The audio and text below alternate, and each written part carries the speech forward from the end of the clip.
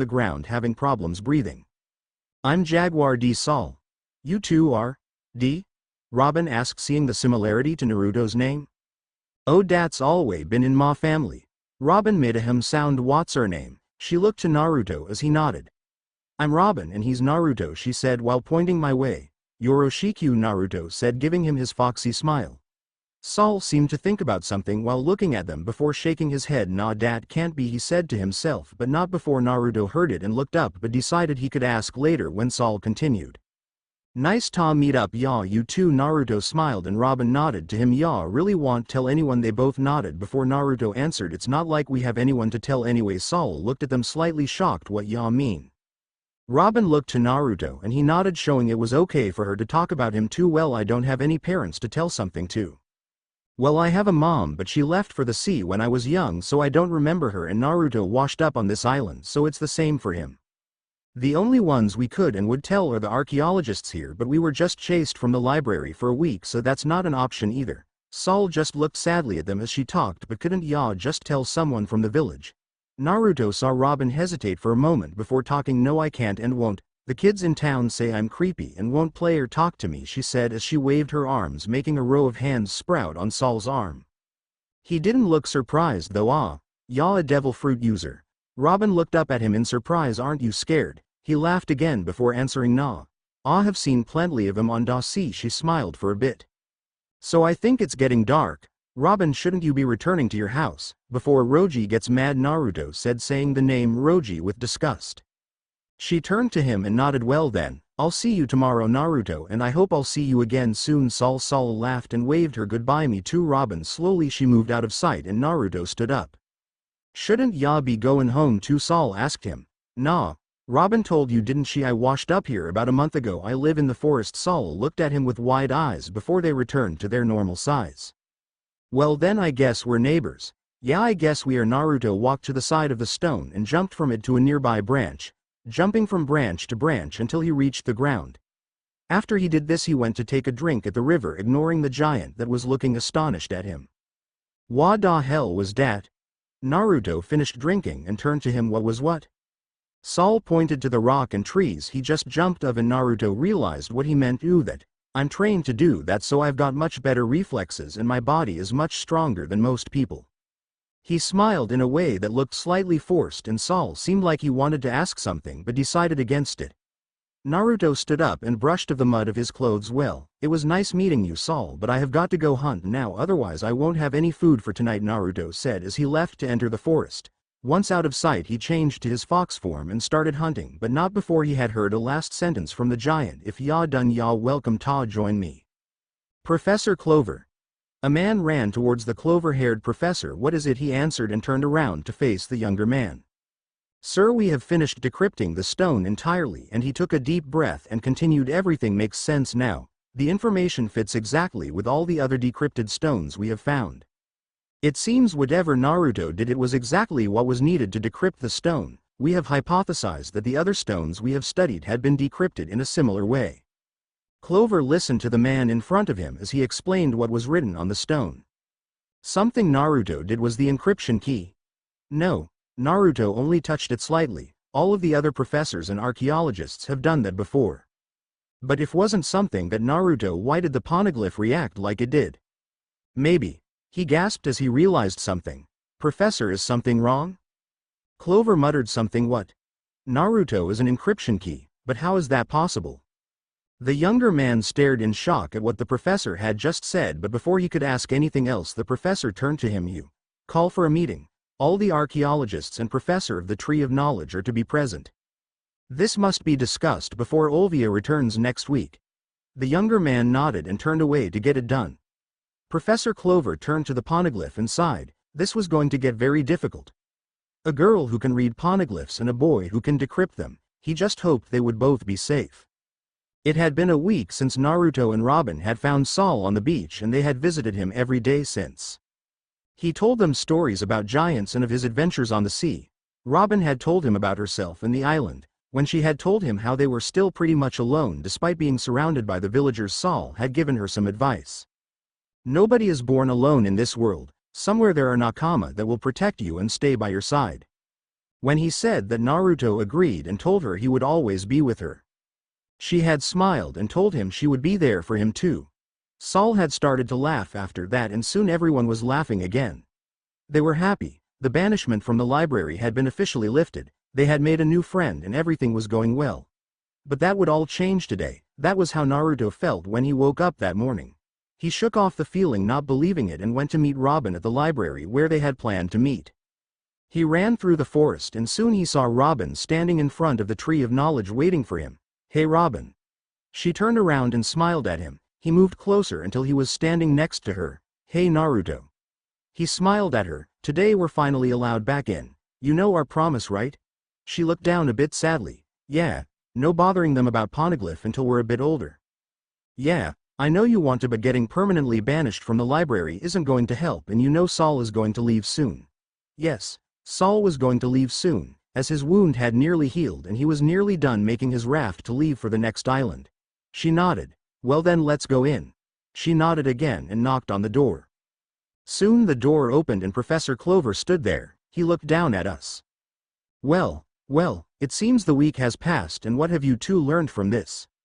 Robin shuffled a bit and Naruto noticed he was doing the same. It was strange, he had been yelled at plenty of times, but it was different when Professor Clover did it. He actually cared what the professor thought of him, and so he didn't like it when they looked at them as if they were disappointed. Robin was the first to answer. Sir, I understand we're too young to join you in your research and we won't try to sneak in anymore.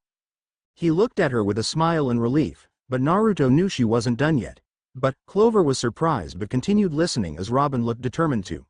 I will study poneglyphs when I am old enough. I want to study them just like my mother, and I can because I can read them. If you say we are too young to help, then we will wait a couple of years, but we will help when we are old enough to. Clover sighed as he knew there was nothing he could do against it. We? He asked. She nodded. Yes, Naruto had decided to help me in any way he can, and I will help him with his goals. Clover looked to Naruto. Your goals? Naruto nodded. Yes, I want to become strong. Strong enough to protect those precious to me and not let anything happen to them. Clover looked into his sky-blue eyes and saw the determination of the both of them. Very well, I don't think I could stop you two, but as I said, not until you are officially adults, as this is forbidden and you two are too young. Now I wanted to tell you two earlier, but we have some very important thing to talk about today, so I hope you'll come back here later in the evening. They were disappointed but slowly agreed and left the tree to go to the beach. Later on the beach, Naruto and Robin were talking to Saul again. He was listening to Robin as she talked to Saul about her dream of following her mother when she returned. Hey, y'all an archaeologist, even though we're so little. Naruto laughed at that as he had the same reaction. Robin pouted for a while but quickly continued, yes, and though I don't remember my mom, I know she is busy with her archaeology research, so next time she comes home I'm going to show her that I'm an archaeologist and ask her to take me with her. She smiled slightly at the idea and Naruto followed up. Yeah, and I'm going to follow her, and if I'm not allowed I'll sneak onto the boat and prank everyone there. They all burst out in laughing, Naruto and Robin laughing normally and Saul doing his famous, Dereshi Shishi, laugh. Nay Saul, did you know that there is a period in history where nobody knows what happened? Saul nodded. Yeah, da void of 100 years, right? Robin nodded and continued. Yeah, I find it really interesting, but the government forbids any research of it. Naruto saw where this was heading and tried to intervene. Nay Robin, you sure you want to tell this to Saul? Not that I don't trust him, but... He trailed of seeing her determined eyes looking at him. He paused and knew that if she had thought it through, why interfere? So she continued, my mom is studying this. He saw Saul's eyes wide and his mouth opened and closed as if trying to say something, but he tried to calm down. After a couple of minutes of seeing Saul trying to get his breathing under control, he turned to the kids. Ya mom is looking for them poneglyphs? He said, still looking surprised. Robin was also surprised, but for a different reason. You know about poneglyphs? Well yeah, only dem who have studied it can read it, and even den they haven't found da right way to read da poneglyphs yet. She smiled at him as him knowing it made it easier for them to explain. Yeah, but I can read poneglyph and...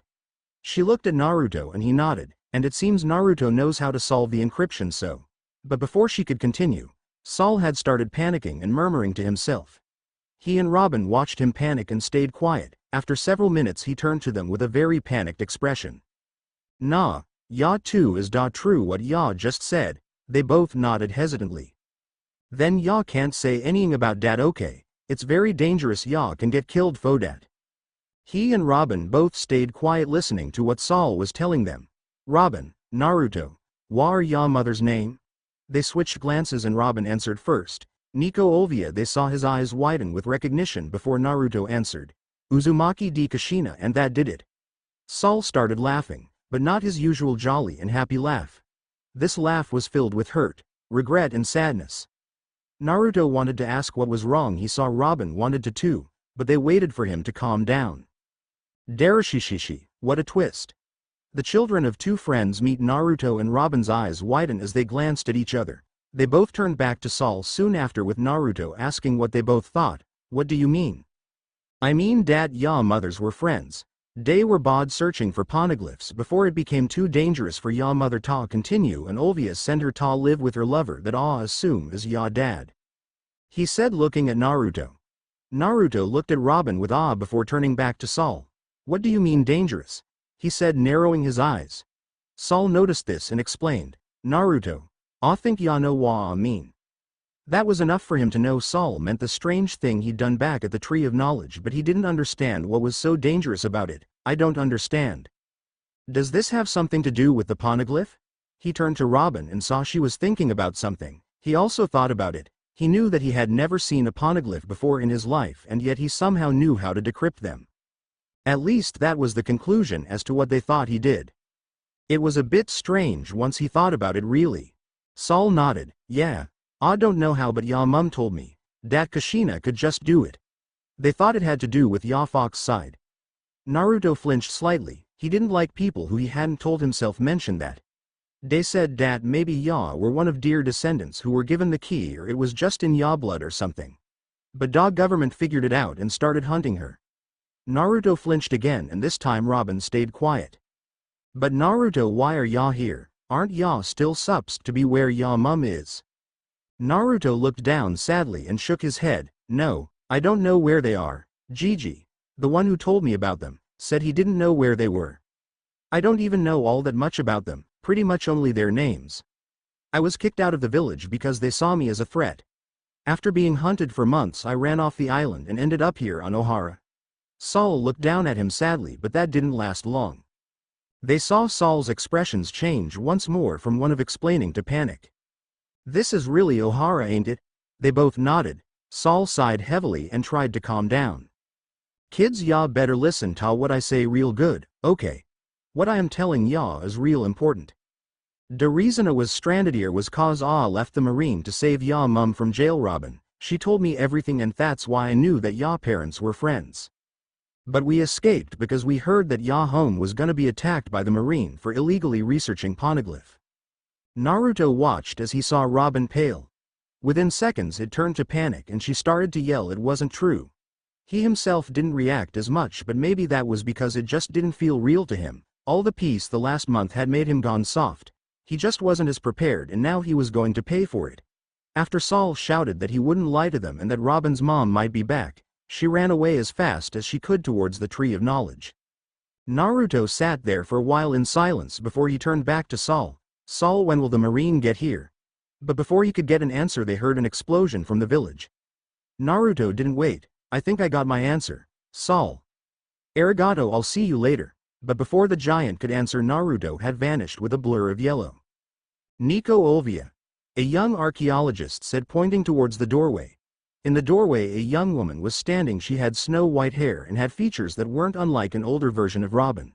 She was wearing a sky-blue t-shirt with some brown pants that were easy to move in and had lots of pocket. Over it all she was wearing a long white trench coat, not unlike a lab coat, but it was a bit battered and seemed old. The woman walked into the Tree of Knowledge and was welcomed from all sides by everyone. Professor Clover stepped forward from the back of the group and gave her a hand. It's nice to see you again. We haven't seen you or had contact since you came here to drop Robin off. The woman named Olvia smiled sadly and gave the professor a firm hand. Sorry Professor Clover, a lot has happened, but I have some serious information that I need to tell you now. Clover was a bit taken aback but motioned for her to come in further and sit down, but she waved it off and asked if she'd tell it there and then. As I've told you, I have some bad news. The government has officially set their sights on us. Everyone in the room gasped, but not many were actually surprised. They had expected this to happen eventually. I take it you've read the newspaper, but the expedition group that left 6 years ago were all killed and I am the only survivor. I escaped to tell you that this island will be attacked and you all have to escape before it is too late. She yelled the last bit as all the archaeologists in the room seemed to slowly calm down. The slight shock that had been there had disappeared and the archaeologists seemed almost apathetic to what was happening around them. One might even have said at peace with what was happening. Slowly shaking their heads, they showed Olvia that it wasn't going to turn out like she'd hoped it would. Why won't you leave? Staying here is forfeiting your life. She said, panicking even more, but the archaeologists wouldn't budge. You're right, this time, it seems, we can no longer elude the eyes of our investigators. If the government is trying to kill us.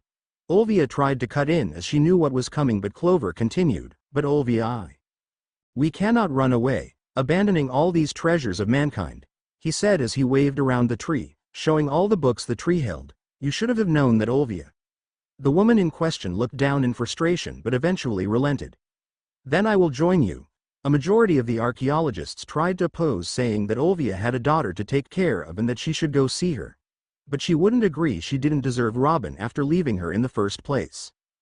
Professor, how is Robin doing? She looked at him, waiting for the answer. He sighed and gave her a big proud smile. She is well. She has the same love for archaeology that you have and frankly is a genius at it too. She isn't treated well at this island and was always alone, but in the last month she made friends with a boy who washed ashore here and they have been inseparable since. This made Olvia smile and remember her own encounter with Kushina. If Robin was all right, then that was good. A boy that washed ashore? She asked, just as curious as Robin had been. The professor nodded. Yes, she found him on the beach and they became friends. He came here the next day looking for her and since they've been coming here every day except for last week. His name was Naruto, Uzumaki D. Naruto. It sounds familiar, doesn't it? Olvia had wanted to ask about why they hadn't come in the last week, but after hearing that name she froze. It couldn't really be that Uzumaki D, right? But before she could think any further about that, they heard an explosion close to the village and ran out of the tree to get a better look. Everyone remember, you are neither acquaintances nor nakama of mine. Olvia yelled as she ran towards the village, not listening to any of the scholars telling her to come back. She ran through the village towards the ships with a gun in her hands. People in the village were panicking. She continued all the way to Bay without noticing Robin running past her towards the Tree of Knowledge. Naruto had quickly caught up with Robin as she was running towards the Tree of Knowledge. He could see she was panicking but couldn't tell her to calm down. After all, he was just as worried himself. Naruto knew he could fight if he had to and he would be able to protect Robin, but he wasn't sure what to do if there were a lot of people or if they decided to attack the island. Naruto knew he was quite strong, but he was only 8, he didn't have the experience or the power to handle an entire army. Running next to Robin, he could see the Tree of Knowledge coming into sight. Before Naruto could do or say anything, Robin stormed into the tree. "Professor! Professor!" Everyone who was there turned around to face the little girl. Naruto stood behind her, leaning against the wall next to the door. "Robin, Naruto. What are you doing here? I thought I told not to." But before he could continue, Robin cut him off. "Did my mother come here?" She was still breathing heavily from running all the way to the tree, and she was rather excited but scared at the same time. He could understand. Having the chance to meet your mother again, but doing so while everyone is in danger, could cause a lot mixed feelings. "Robin. What are you saying?" Of course not. They were obviously lying. Everyone was shocked to know she was there and they were clearly averting their eyes from her. Robin looked disappointed though, so she probably hadn't noticed it. She didn't let it get her down though and immediately addressed the next problem. "Oh, but Professor, you have to get away from here. The government is coming here to arrest all of you." Once more the scholars were shocked, but more about the fact that Robin knew about it than the fact they were going to be arrested. "Robin, how did you?" "No, Robin, once they come here you can't tell them you're an archaeologist or that you can read poneglyph, okay?" He gave Robin a stern look until she nodded hesitantly.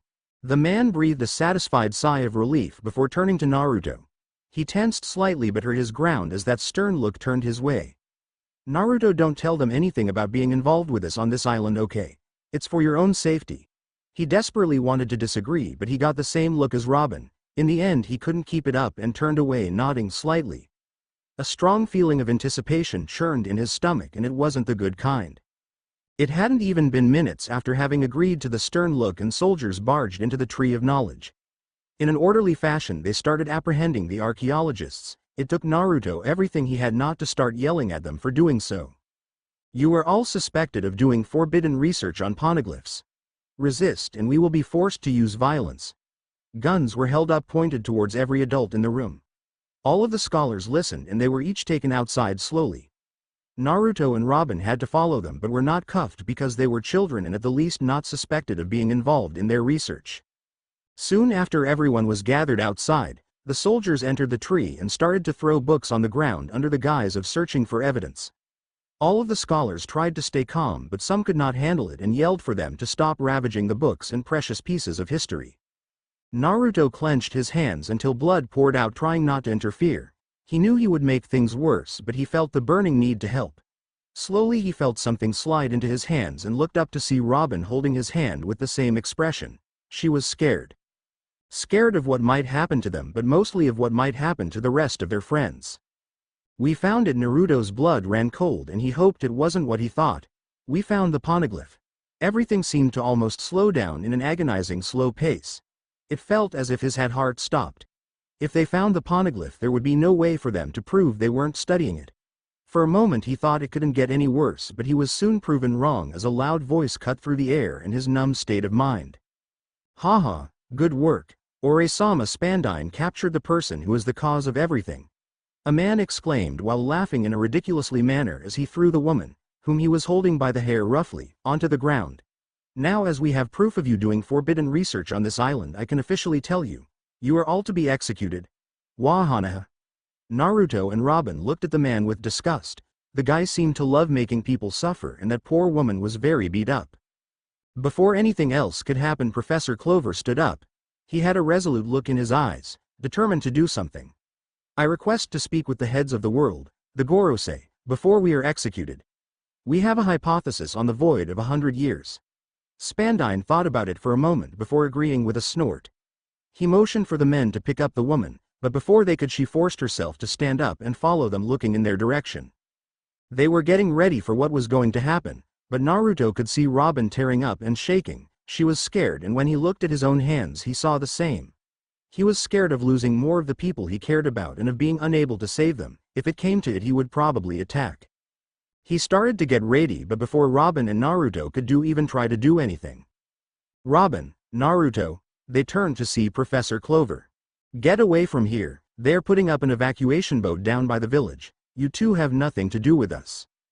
They started to argue as neither wanted to leave. No.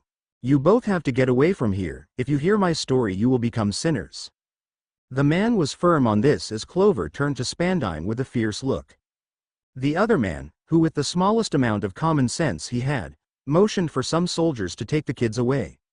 Naruto wanted to intervene and help them but stopped when he saw all of the scholars looking at them and shaking their heads, telling them to be safe. He froze and suddenly found himself unable to disobey. He looked around and saw the woman looking at them with many emotions on her face. He wondered why she would look at them like that but shook of the thought. They were slowly taken away, but as soon as they were outside Naruto pressed a pressure point on the arm that was holding him, and as soon as he was released he ducked and stuck out his leg, tripping the man. He jumped up and dodged a quick attack from the man that was holding Robin, but because he was holding on to someone else he couldn't make any fast movements, and Naruto hit him on the back of his neck on the nerves, rendering him unconscious. Soon after the man he had tripped stood up and charged at Naruto. The man tried to hit him in the face. Thinking he had Naruto cornered after he had fallen down, the man let his guard down. Naruto though noticed this and used his speed to get behind the man and kicked him in between his shoulder blades, rendering him unconscious. The man had hardly noticed the boy move and regretted letting down his guard. Naruto brushed the invisible dirt of his clothes and held out his hand to help Robin up. She took his hand and looked at the men in awe. Wow, Naruto, you're really strong. I knew you were, but I've never seen you actually fight.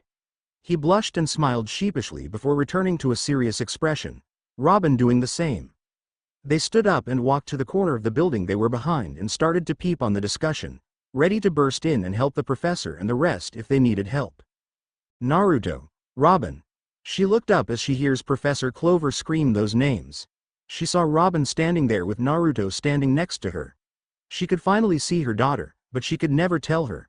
She would never make her live her life as the daughter of a criminal. She saw them being carried off by the soldiers. The thing that she really wanted to do right that moment was to run to Robin and give her a big hug, tell her how much Olvia missed her and wanted to take her away from here. After that she wanted to walk up to Naruto and ask him what happened to her best friend, but she knew that chance wouldn't come. She felt something cold touch her hands. Looking down she realized she was crying slightly. She didn't care though. She continued looking toward the children but noticed that Naruto was staring at her. She looked at the little boy and realized he didn't look that well. Both of them didn't look that well. The both of them were thin and small. She didn't know how old Naruto was exactly, but she knew Robin should be taller than she was. They also had very old clothes. Naruto was wearing some shorts that had holes in them. You couldn't see them immediately, but if you continued looking you'd see that every bit of cloth on his body was worn.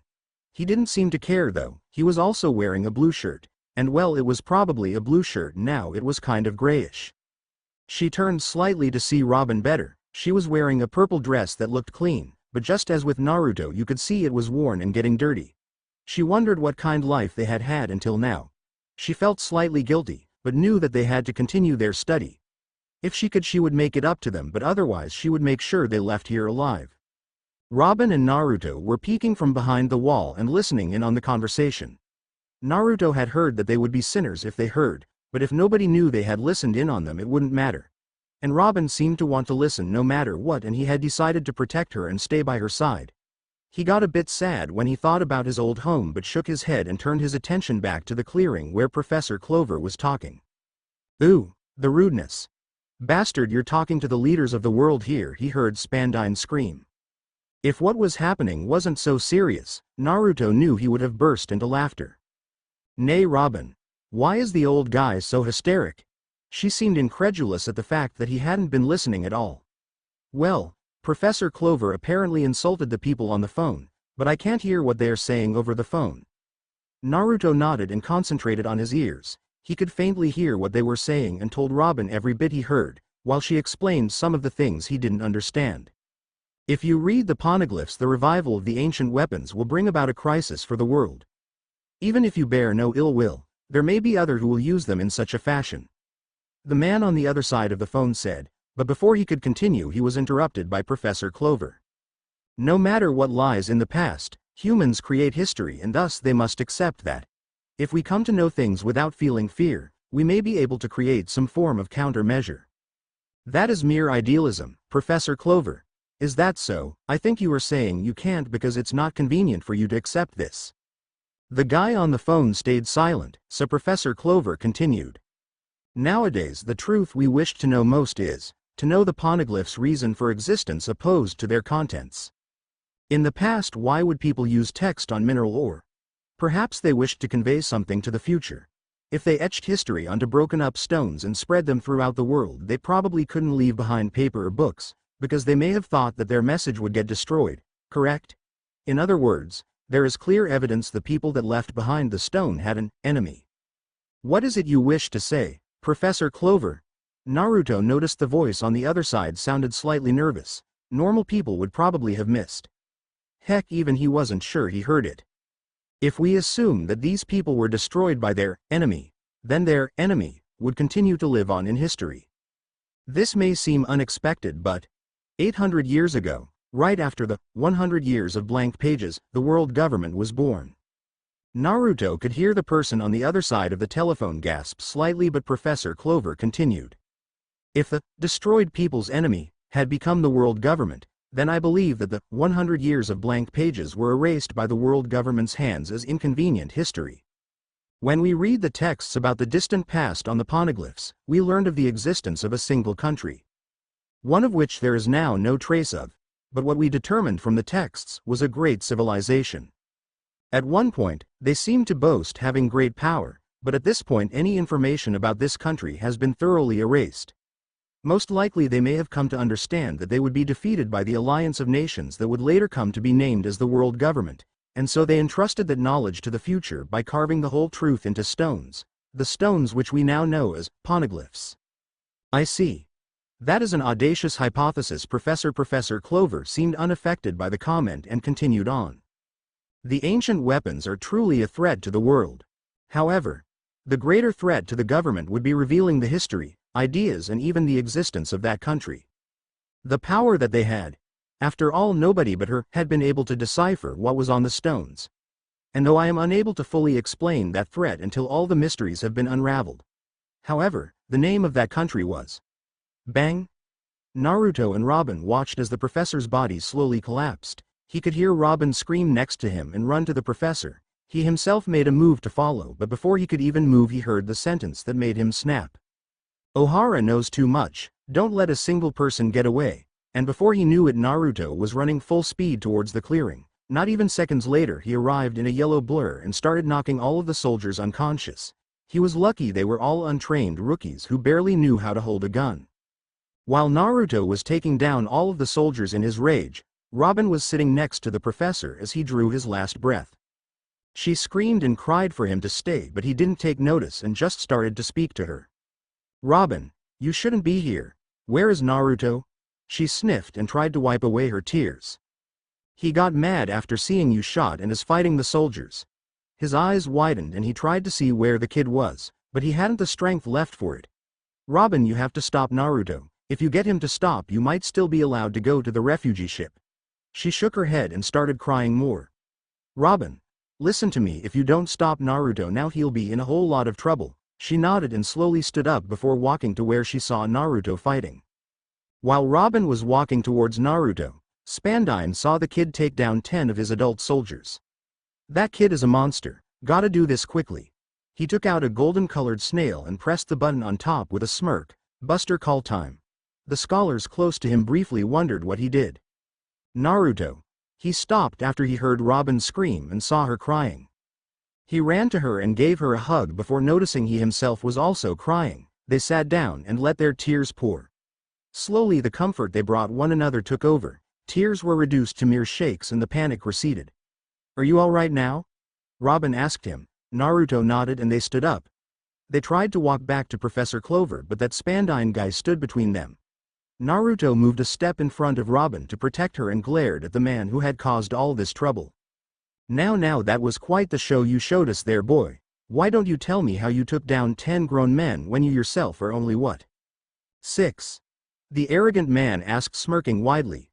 What he didn't notice was the growing tick mark on Naruto's forehead as he continued.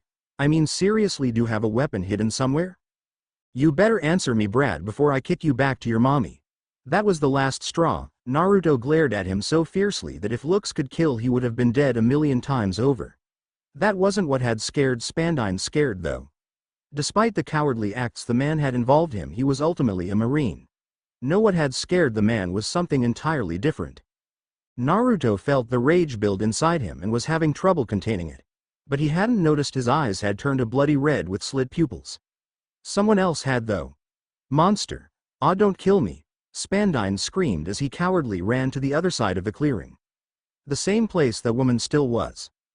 Naruto took a couple of breaths and tried to calm down, his eyes slowly turning back to their normal sky blue. Only a few red spots remaining. Spandine, who had arrived on the other side of the clearing, ordered his man to disperse and take the woman with them. The man didn't want anything more to do with these little demons. Of course, this little decision had not gone unnoticed by Robin. Spandine dragged the woman harshly behind him. The woman though looked Robin in the eyes for a couple of seconds. Just as quickly she averted her eyes again, but not before Robin felt something familiar. She couldn't place the feeling, but she recognized it. Before she even consciously thought about what to say, she blurted out the first thought on her mind. Are you my mother? The woman stopped for a moment and turned. Both Naruto and Robin saw the recognition in her eyes, but it disappeared as quickly as it came when Spandine laughed. Haha.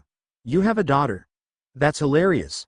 Naruto clenched his hands so as not to kick the guy down the gutter. This was important to Robin, so he would remain where he was. No, I think you have the wrong person. The woman said, but he could see some of the tears streaming down her face and all the sympathizing faces of the scholars. That woman was Robin's mother and was trying to protect her. Even after all these years. Robin didn't want to give up though. This woman had to be her mother, that sense of familiarity and comfort. She tried to hold back the burning feeling in her eyes and clenched her hands in the same manner as Naruto had done. I'm Robin. Even though I'm a lot bigger, do you really not remember me? I always waited for you to come back. Are you really not my mother? I spent all my time studying. I became an archaeologist. I can read poneglyphs, and together with Naruto we can decrypt and read them. Naruto slapped himself at that. She really shouldn't have said that, but he knew this was important to her. He heard Spandine yell something like, those kids can decipher and read poneglyphs together. So he took a defensive position next to her and waited for her to finish. He wouldn't let that jerk ruin this moment. So can we please be together? I don't want to be without a family anymore, she yelled. At this point the woman couldn't take it anymore and dropped on her knees. Tears were now freely rolling down her cheeks and dropping onto the grass. There was a moment of anticipation, but before anything else could be said, bombs were shot all over the island. The tree of knowledge was hit too, and the scholars started to panic. They scrambled to save anything that they could reach in the tree, throwing it into the lake next to it. Naruto reached for Robin's shoulder, shaking it slightly. She turned to face him and he nodded briefly in Olvia's direction. She smiled gratefully and nodded before turning back to the woman and running towards her. Naruto himself turned back to face Spandine in case he did anything. The man was ranting angrily. Damn, they've started the bombardment already. Should have waited with the buster call until I was of the island. Spandine turned around as he was approached by someone. Sir, what should we do with the girl and the prisoner? A young soldier said as he turned to Spandine. The man though just shrugged him off and ran away screaming, leave them here. My life is more important. The men hesitated for a moment as they looked at the scene around them. Were they really doing the right thing? Many of the men didn't agree, but really, they didn't have much of a choice. Naruto watched Spandine leave with all the soldiers before walking back to where Robin was. Olvia was hugging her and Robin was crying with all her might. This time though they were tears of happiness and relief at having found her mother. He himself had to dry a few stray tears before coming to stand next to them. Robin looked up and smiled at him. Naruto, I'd like you to meet my mother. He gave her a patented wide smile before turning to Olvia. Nice to meet you, I'm Uzumaki D. Naruto. She nodded and gave him a relieved smile. I know, your face is identical to that of Kushina. Though your hair and eyes are probably from your dad. She chuckled slightly as Naruto's eyes lit up at the mention of his own parents. He gave her a foxy grin. Thanks, that's really nice to know. But before they could continue talking, Saul came running out of the forest calling for the both of them. That's it for today, thanks for watching.